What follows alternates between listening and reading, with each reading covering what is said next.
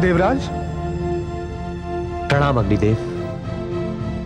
क्या बात है देवराज, आपको चिंतित दिखाई दे रहे हैं? हाँ अग्निदेव, अत्यंत ही अशुभ समाचार है। हम देवताओं का भविष्य अब अंधकार में है। लगता है अब हम देवलोक लौटकर नहीं जा सकेंगे। ऐसा क्या घट गया देवराज? अनर्थ हो गया है अग्निदेव, महा अनर्थ। तारकासुर ने शक्ति भवन से माता पार्वती के पुत्र को उठा लिया है। क्या? हाँ अग्निदेव, और जहां तक अनुमान है उसने उस दूध मुहे बालक की हत्या कर दी है। देवराज, ये घटना कब घटी? एकादशी वाले दिन।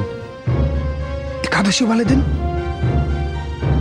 मुझे भी वो बालक एकादशी वाले दिन ही प्राप्त हुआ था देवराज। अग्निदेव, आप किस बालक की बात कर रहे हैं? मैं उस बालक की बात कर रहा हूं देवराज, जिसे उसी दिन किसी ने हिमालय की चोटी से फेंका था और वो बालक मेरी झोली में आ गिरा। अच्छा? हाँ देवराज, मैं तो समझा था उसे उसकी निष्ठुर मां ने त्याग दिया, और मुझे तो उसका समय भी स्मरण है देवराज। अग्निदेव, अग्निदेव, कितना शुभ समाचार सुना रहे हैं आप। यदि आपको मिलने वाला बालक माता पार्वती का पुत्र है तो समझिए हम देवताओं के भाग्य खुल गए। देवी परमेश्वरी ने हमारी सुन ली। अग्निदेव, कहाँ है वो बालक? देवराज, उसे तो मैंने देवी गंगा को सौंप दिया। देवी गंगा कहाँ है अग्निदेव? वो तो कैलाश जाने वाली थी और हिमालय में विचर रही थी। वो तो तपस्विनी है देवराज, उनका क्या भरोसा वो कब कैलाश जाए। नहीं नहीं अग्निदेव, आप हमारे साथ शीघ्र ही चलिए। हम देवी गंगा को ढूंढते हैं। चलिए देवराज, आइए।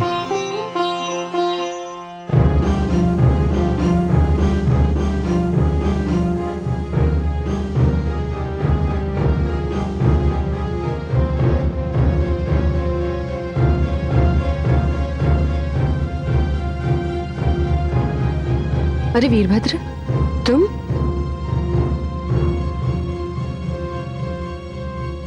प्रणाम गंगे। प्रणाम।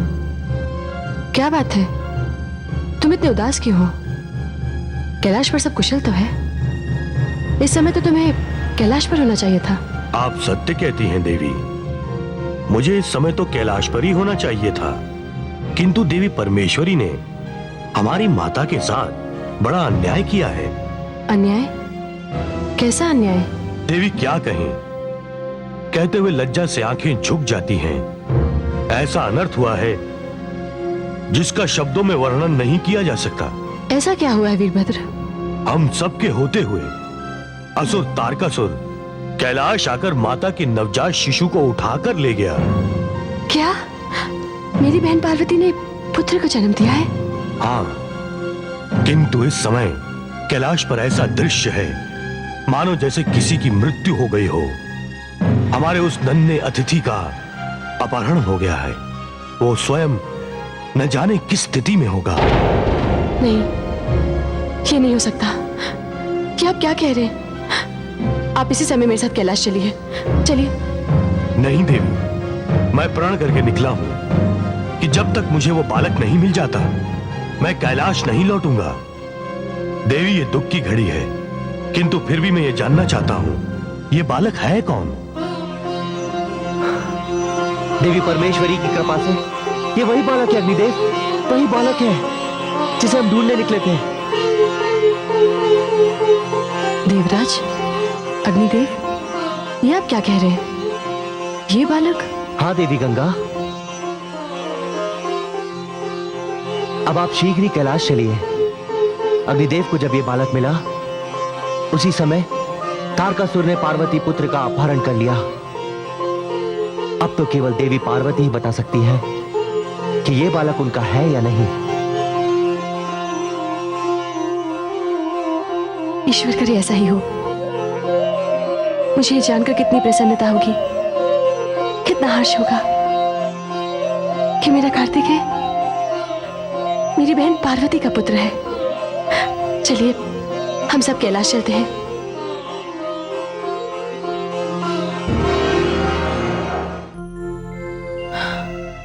महादेवी, जब तक हमारे समस्त गण लौट कर नहीं आ जाते आपका कोई भी निर्णय लेना उचित नहीं होगा। नहीं स्वामी, मैंने जो भी निर्णय ले लिया है वो सर्वथा उचित है। मेरे साथ जो अन्याय हुआ है उसमें सभी दोषी हैं। मेरा प्रारब्ध लिखने वाले ये ब्रह्मा जी, ये समस्त देवता, इन्होंने तो अपने 5 विशेष देवता भेजे थे मेरी सुरक्षा के लिए। मेरी सुरक्षा तो हो गई, किंतु मेरे पुत्र की सुरक्षा ना हो सकी। वो मुझसे छिन गया।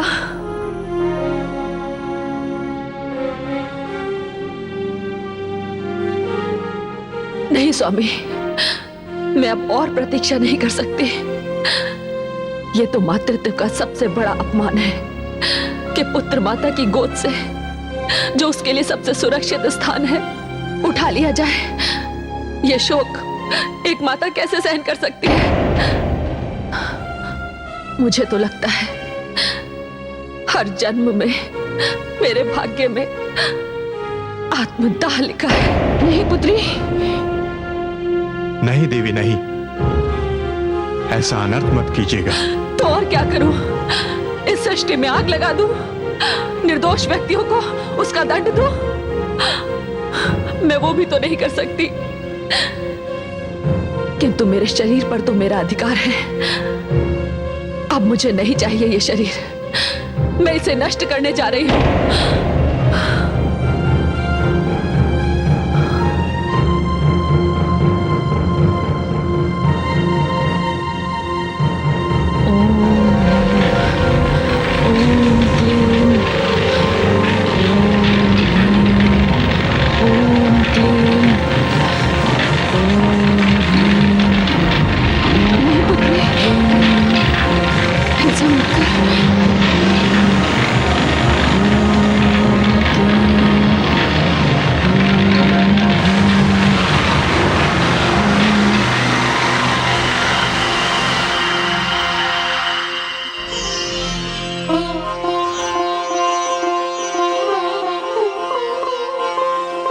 क्या करने जा रही थी पार्वती?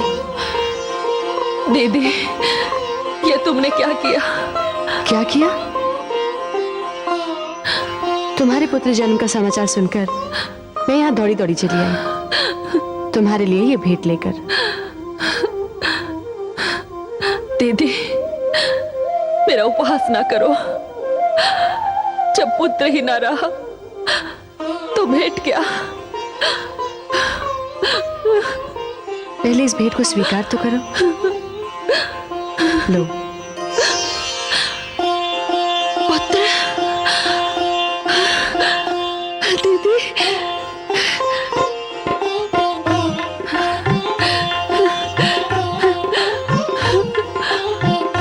मेरा पुत्र, मेरा लाल, ये तो मेरा पुत्र है। स्वामी, ये तो मेरा स्कंद है। हे ब्रह्मा जी, ये मेरा स्कंद है। हे विष्णु जी, ये मेरा स्कंद है। पिताश्री, मेरा स्कंद। माताश्री, मेरा पुत्र, मेरा लाल, मेरा पुत्र, मेरा लाल। अभिनंदन, अभिनंदन।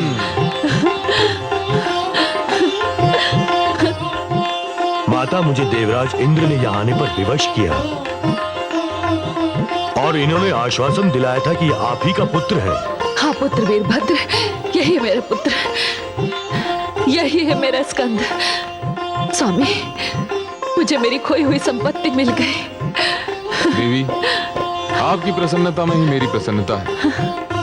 आज कैलाश पर उत्सव होगा, महाउत्सव होगा। अभिनंदन, अभिनंदन, अभिनंदन।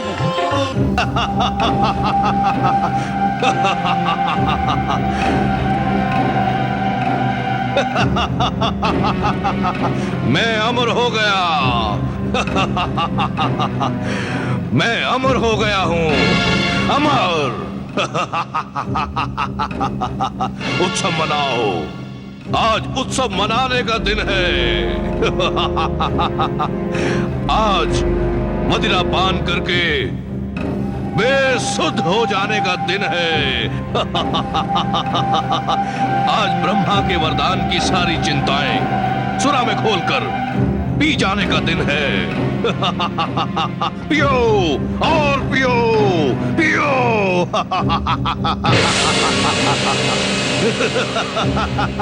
असुर सम्राट तारकासुर की जय हो।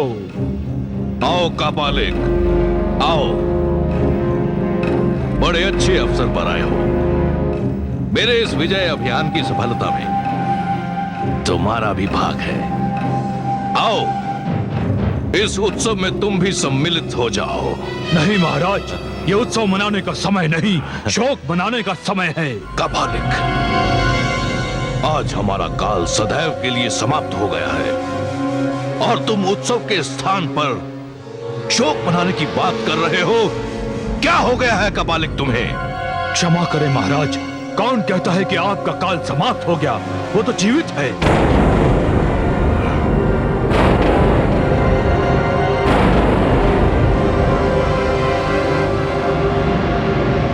नहीं कापालिक, ये संभव नहीं है। ये कैसे हो सकता है कापालिक? नहीं, नहीं कापालिक। हाँ महाराज, दुर्भाग्यवश वो जीवित है और पूर्ण रूप से सुरक्षित है।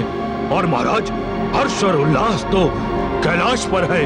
कैलाश पर सारे देवता कार्तिकेय के जीवित होने का उत्सव मना रहे हैं महाराज। ये कैसे हो सकता है? हाँ महाराज, मैं अपनी आंखों से उसे सारे देवताओं के बीच पार्वती की गोद में हंसता खेलता अपनी आंखों से देख कर आ रहा महाराज। बंद करो ये सब कुछ। इस रंग भंग में मैं किसी को नहीं देखना चाहता। जाओ, चले जाओ यहां से। मुझे एकांत चाहिए। कापालिक, क्षमा कीजिए महाराज, मैं इस रंग में भंग डालना नहीं चाहता था। अच्छा होता स्वामी यदि आपका काल आपके ही हाथों समाप्त हो गया होता। कापालिक, ये बात मेरी समझ में नहीं आई कि वो बालक बचा कैसे, उसकी सुरक्षा कैसे हो गई। महाराज, वो बालक किसी ऊंचाई से अवश्य गिरा, किंतु अग्निदेव की बाहों में आकर गिरा।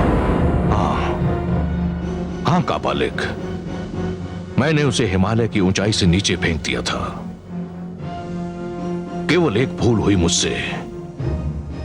यदि मैंने उसका वध करके उसे नीचे फेंका होता तो इस समय तुम भी हमारे साथ मदिरा पी रहे होते, यहां उत्सव चल रहा होता।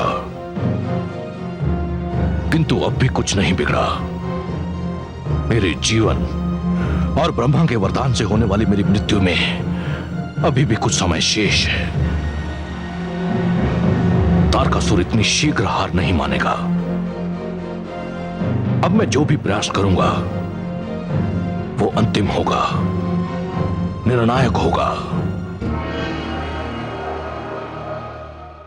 हे देवेश्वर, हे भोलेनाथ, हम सभी देवताओं ने निर्णय लिया है कि जब तक ये स्कंद 7 मास का नहीं हो जाता तब तक हम सब यहीं इस बालक की रक्षा में दिन रात जागकर कैलाश पर अपना समय व्यतीत करेंगे। स्वामी, छल अपना खेल खेल चुका। अब उस छली तारकासुर को कोई ऐसा अवसर नहीं दिया जाएगा जिससे कि अपनी दुष्टता वो फिर से दोहरा सके। मैं और मेरे साथ सारे गण इस भवन की, माता की और कुमार कार्तिकेय की रक्षा करेंगे। हे देवराज, वीरभद्र, मैं आप दोनों का आभारी हूं। आपने सुरक्षा का जो आश्वासन दिया है मैं जानता हूं अब तारकासुर हमारे स्कंद का कुछ भी अहित नहीं कर पाएगा। महादेवी, आप निश्चिंत हो जाएं। नहीं स्वामी, अब मैं ये अवसर किसी को नहीं दूंगी। अब मैं अपने पुत्र की रक्षा स्वयं करूंगी। हे स्वामी, आज तक आपकी शक्ति ने शक्ति का प्रयोग नहीं किया, किंतु अब शक्ति का प्रयोग होगा। अब जो भी इस बालक के निकट आएगा, जो भी इस बालक की ओर मैली दृष्टि से देखेगा, उसे भयंकर परिणाम भुगतना होगा। अपने स्कंद की सुरक्षा के लिए इस बार मैं अपनी समस्त शक्तियों को प्रयोग में लाऊंगी। माया का उत्तर माया से दूंगी।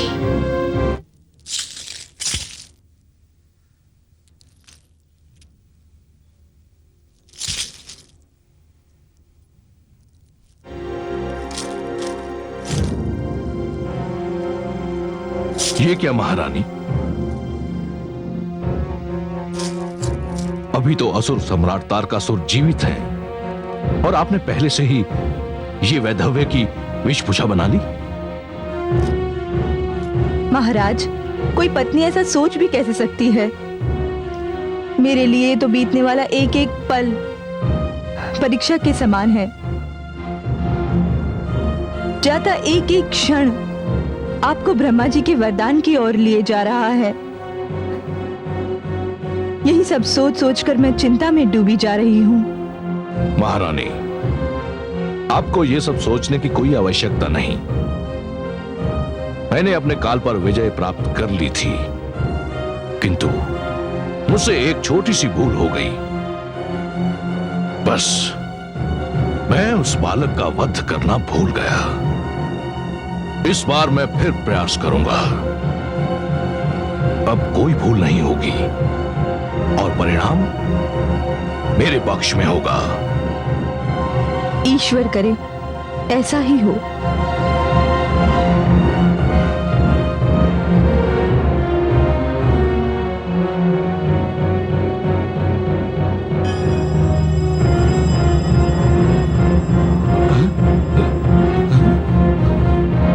महाराज, ये तो काबालिक है। अवश्य ही कोई नई सूचना लेकर आया है। मैं देखता हूं।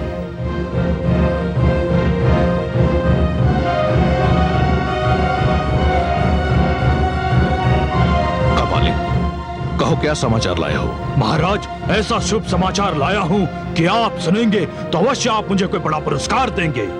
कहो काबालिक, इन दिनों कोई शुभ समाचार सुनने को कान तरस रहे हैं। महाराज, कैलाश पर तो शांति ही शांति है। देवी पार्वती के कहने पर सारे देवता अब स्वर्ग लौट चुके हैं।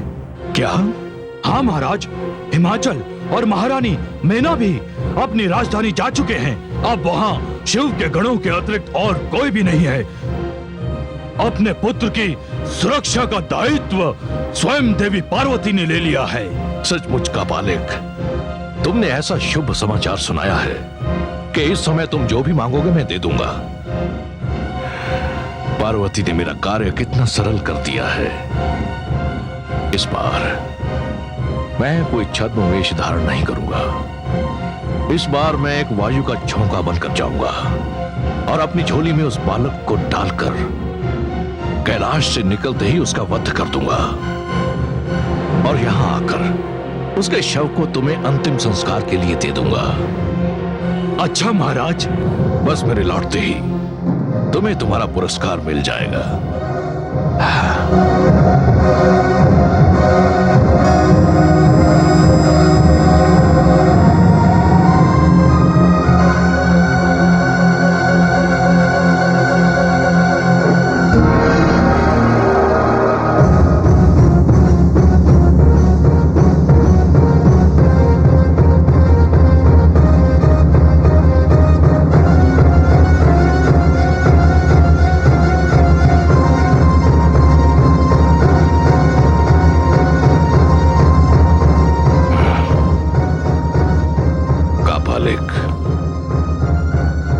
ठीक कहा था तूने, यहां चारों ओर शांति ही शांति है।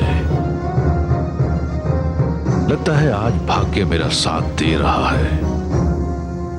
आज मुझे कोई छद्म रूप धारण करने की आवश्यकता नहीं है। सावधानी हेतु मैं अदृश्य होकर भवन के भीतर प्रवेश करूंगा और अवसर मिलते ही उस बालक को उठा लाऊंगा।